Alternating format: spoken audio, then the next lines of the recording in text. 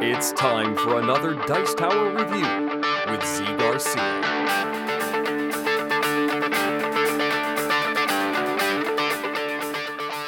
Hey everybody, today I'm taking a look at a small card game for just 2 players called Throne and the Grail. Just this tiny little package, as you can see. Game for just 2 players, takes about 20 minutes as it says here on the box. Let me give you a look at how this works. It's a set collection game, very straightforward gameplay. I'll show you, we'll come on back, I'll tell you if it's a good game.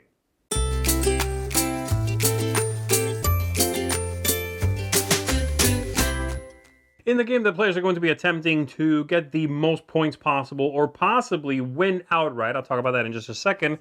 They're going to be collecting these cards in front of them. Now, these cards have negative points on them. Those are just straight up -2 points. You'll have some positive cards, like that one. And then you have other cards like these, the farmers there and the knights and the monks. You have 4 different values of those, okay? Now, if you have, there are 5 5s, 6 6s, 7 7s, 8 8s, okay? At the end of the game, if you have the most farmers, you are going to get 8 victory points. Most knights, you get 6, etc. You also get 5 points for each set, just like this one that you have. So if I have 2 5s, 2 7s, 4 6s, and 2 8s, that's another 10 points. I had enough and everything to make 2 sets. And that's all referenced right here on this card. The other side of this card tells you the way you can possibly win outright, never mind the score, and that is by collecting the entire Grail. So we have 1 piece of the Grail there, and there are 2 more in the deck. There's 1, and then 1 more just like it. If you can complete all the 3 cards, meaning if you can acquire all 3 cards, then you'll win the game outright. Game is immediately over. We don't score at all, okay? So that's how the game scores. So how does the game play? Well, you're going to shuffle up the deck. We'll remove 3 cards from the deck, so we don't know what those are. Those are blindly removed. And then we are going to reveal 2 cards face up that begins the line we are going to be taking from. Each player gets 5 cards. Set the other ones aside for now. This denotes who the star player is, so my opponent in this case would go first. And then on their turn, they have one of 2 options. They can add a card to the line, or they can take 5 cards from the line, starting from the back of the line, working their way forward. If they took cards right now, they would just take these 2. So you take 5 or fewer if there are fewer, but you cannot choose to take fewer than 5 if there are 5 or more. So they would take a look at their hand and they would play this card here, let's say. Then it comes back to me. I have the same 2 options. I can just take this now, or I can play a card. Now, when you take cards, you are going to do that only once per round, once per 5, cards you've played. And so if it goes back to my opponent now, let's say they'll play this for the sake of the argument. It comes back to me. Let's say I'm going to take it. That's a set of 5 points right there. That might be worth it. I don't know. So if I take these, I'll just take those, set them aside for now, and this card in front of me, I'll flip over to the grayed out side, the black and white side, to remind both of us that I've already taken cards. I will not do that again. Goes back to my opponent. They'll play that. I will play this, and they'll play that. I'll play this, let's say. They play that. I'll play this. They have to take. They have no cards in their hand. So they'll take all these cards, and I still have 1 in my hand that I have to play, so I'll play that. All right? After that's done, we'll display whatever cards we've taken. So they'll set out their 2 7s, their 6, their 5 here. I'll do the same thing. This one they can just put aside somewhere for endgame scoring. I will do the same thing with my cards. We reverse who the star player is, so I'll be the star player, and each one of us gets another 5 cards to start the next round. Now, as you can see, there's a piece of the Grail right here, so it's possible that I, being the first player, might be tempted to just take 2 cards. Neither one's negative, and the Grail is quite a nice threat. Now, it's not often that you'll end the game by completing the Grail, but it's wonderful to be able to put that pressure on your opponent by having 1 or 2 of these and keeping them making mistakes, adding cards when they don't want to, when they would rather just take and pass, and not worry about it.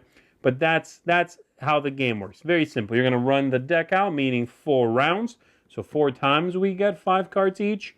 Once the game's over, if no one won with the chalice here, then we are going to add up our scores. Whoever has the highest score is the winner of the game, and that is how you play. That's everything. So let's go back up top, and let me give you some final thoughts about this little game. All right, so there we have it. Let's take a look at some talking points here. We start with thematic ties. The game has a medieval-esque theme to it, but it's very, very thin. It makes for nice pictures, which I'll talk about in a second, but really the theme is not a selling point. I don't see anyone going, ooh, the Grail and collecting different characters like the monks, it's not going to do it. So no thumbs up there.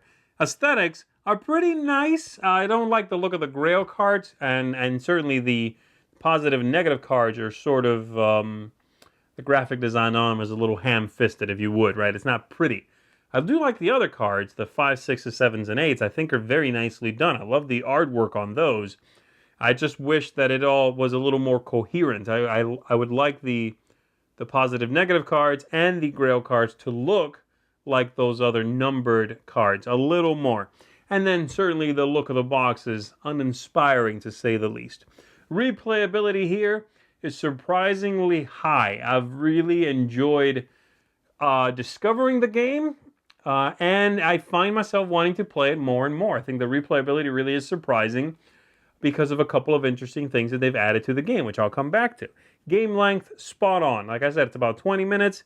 It's over right when it needs to be, but it gives you plenty to do during the game. Tension ratchets up, so yes. Ease of play, very high as well. The game gives you 2 choices every turn. Once you do one of those 2, you really just have the one thing you do every turn, but it's not an automatic thing. It does matter which card you play when, even when you've already taken cards. And there's this push and pull, double think thing going on with your opponent. And then lastly, tactics and strategy and luck. Let's talk about that. There's certainly luck in the game, okay? You are drawing cards from a deck. But then how you play them, when you play which, when you take. The Grail cards are like, a massive monkey wrench in the whole operation here. Really make this a rich tactical game. It gives you a lot to think about, to the point that I've found myself with several people I've played with, both players sitting there looking at their hand going, okay, I'll do this. Doing that whole thing, that little dance, which I think is great. The designer has managed to add a lot of interest in this tiny little package. And as I said, those Grail cards, they rarely happen. You're usually not going to win by getting all 3 of those cards. But the threat of it happening, this idea of your opponent having a couple of them, and you having to play out your cards before you pass. Because if you pass and they're holding the last one, they will get it. They will win. It informs the way you play your cards from that point on. It just sort of mixes the whole thing up. Sometimes the opponent has one, you want to take one just to make sure it cannot happen. Even if it's not a great take when you take cards from the center. It really, really gives you an interesting pressure point into the game. Just from the fact that it's a possibility, Anyway, I really enjoy this one. I think it's a very good design. I would definitely recommend it. This one came out of left field to surprise me. And if you enjoy simple games with a lot of interesting choices, if you enjoy 2-player card games, then I would certainly recommend you give this one a look. That is Throne and the Grail. This one is going to get a seal of excellence from me, folks. Look into it if it's your cup of tea or your chalice of tea. And that's going to be it for me. I'll see you next time. Thanks so much for watching the Dice Tower videos. Find more great videos and reviews, as well as our top-rated audio podcast at Dicetower.com. You can also find other great shows at Dicetowernetwork.com. I'm Eric Summerer, and you've been watching The Dice Tower. The Dice Tower is sponsored by Cool Stuff Inc., where you can find great games for great prices. Cool stuff in stock. Check them out at CoolStuffInc.com.